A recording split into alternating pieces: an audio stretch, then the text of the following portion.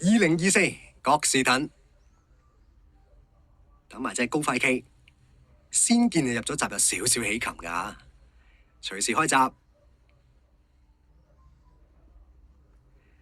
一開閘嘅時候啊，先見呢黃衫黑帽出閘都幾順利喎，高快企呢就白衫藍帽啊縮咗喺後邊啦，前邊比較快啲玉皇贊助啊，暫時啊佢係自己領放㗎。先見哇連達文琪呢都唔同啲啊，暫時守住個第2位。大愛蘭方面呢仲係隻真年嬌旗啊，後邊第5啦，樂觀派拍住入邊嗰匹白帽港邊小區，暫時尾3位置精緻之道啊，尾2就係高快企拍住呢咁啊高多芬彩衣就係側面進擊嚟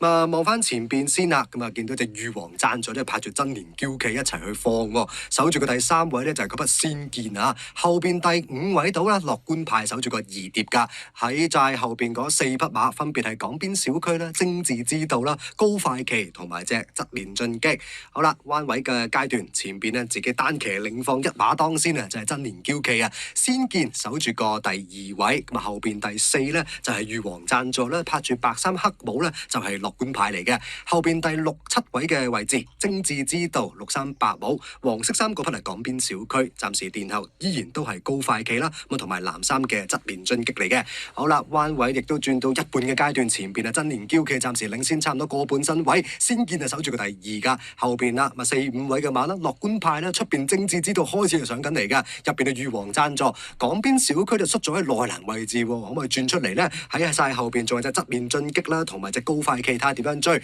好啦，前邊真年嬌企騎落去反應咧就普普通通嘅啫，中間就先見亦都踩緊油，大愛當麥道朗上緊嚟精緻之道啊，港邊小區亦個彎都好蝕噶，拍住就樂觀派同埋玉皇贊助，差唔多都轉完彎入到嚟最後直路階段，精緻之道暫時甩開成差唔多2個身位啊，先見就追嘅啫，上緊嚟仲隻港邊小區啦，同埋樂觀派入邊啊真年嬌企唔多，最後100精緻之道灑開大步贏今屆嘅郭士頓，跑第2名呢都輸好遠噶，就係嗰筆先見啊，側邊進擊嘅第3，港邊小區呢翻嚟只係得個第5啫。